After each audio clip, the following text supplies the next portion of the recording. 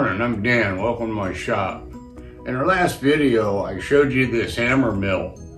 Showed it run for a minute, but we didn't really look at it that close. So today what I want to do is take it apart. I'll show you how it's built. We'll put it back together and then we'll run it out back. And I have a way of keeping the dust under control that I think you'll like. So I hope you stick around and watch and enjoy. Let's get started.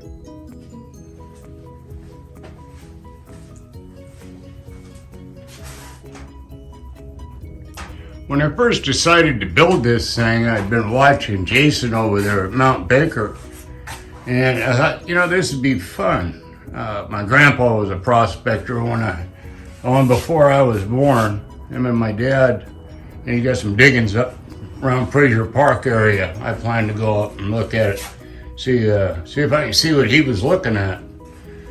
Maybe bring some rock home and run it through here. Maybe we'll do a program about it.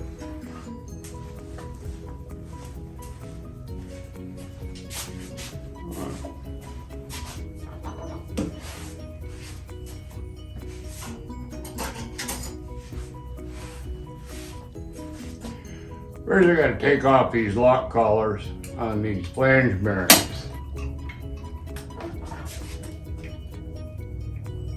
Undo these guys. So we're going to take, I love the new Impact. I'll pull this part.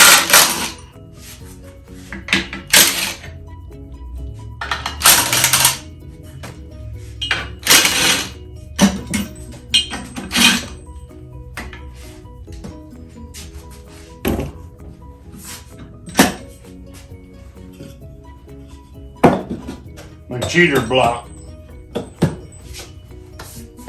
All right, now let's back the motor off a little bit.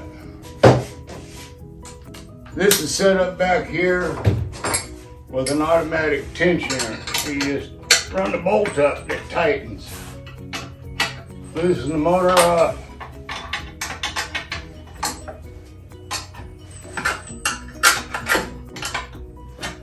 No need to back up the nuts. Pick the motor up out of the way. Mill off, and here we go.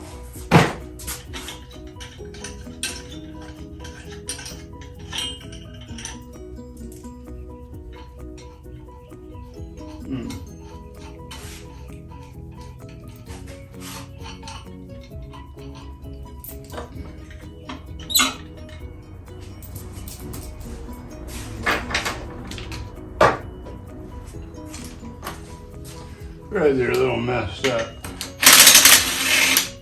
I have to fix that. Alright.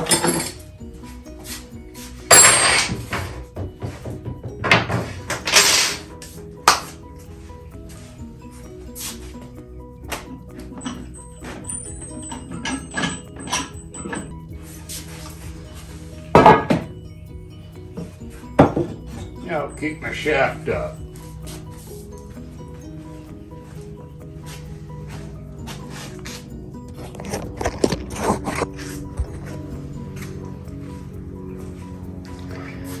I want to put this together.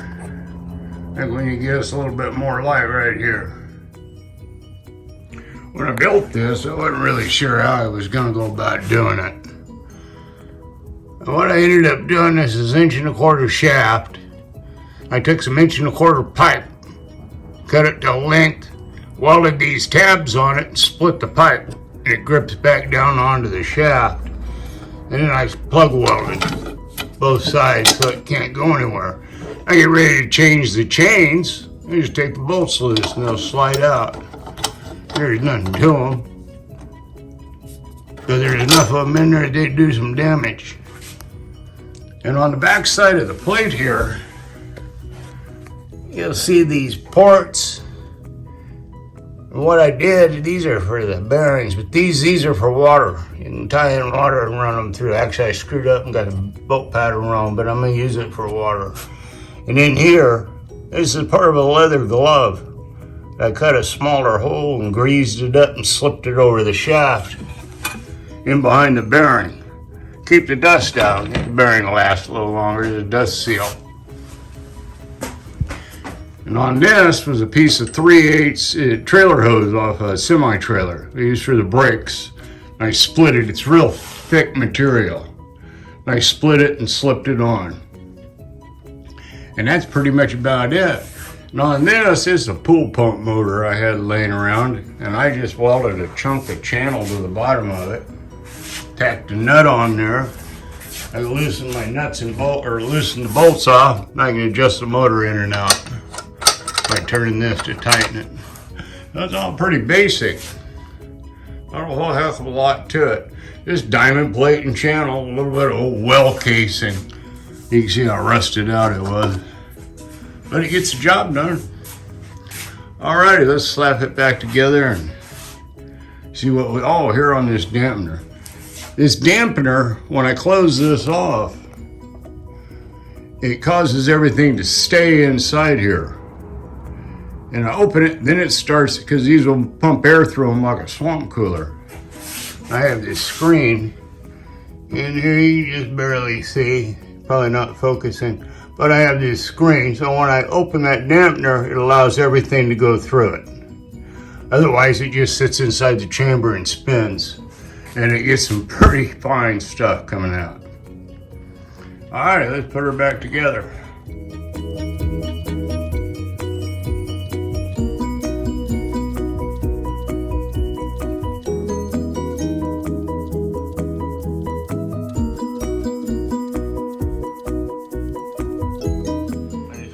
Between these two pieces and welded to the bottom of that well casing.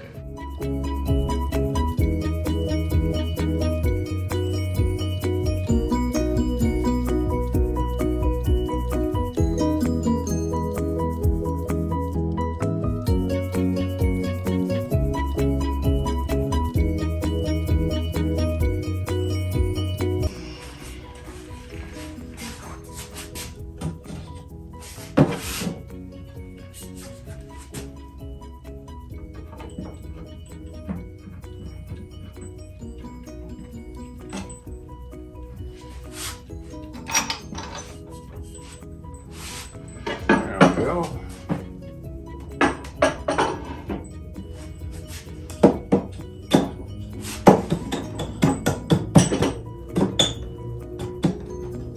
Get everything aligned.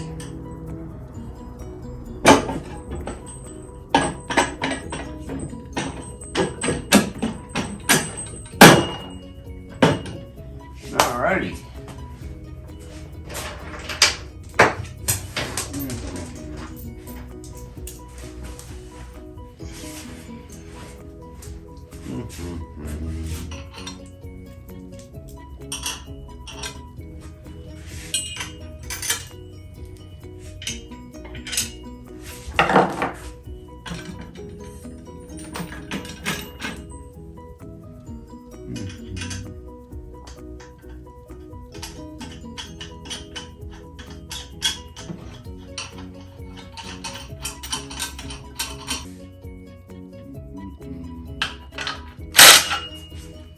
Alrighty.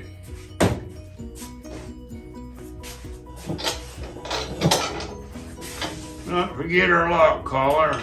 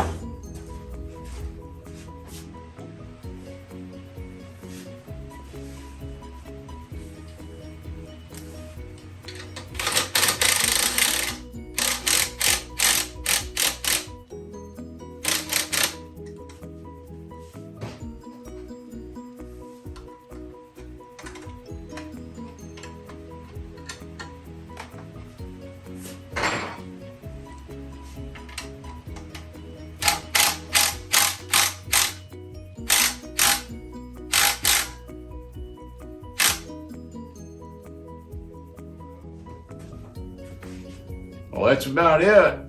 we're gonna take it out back and run some rock through it.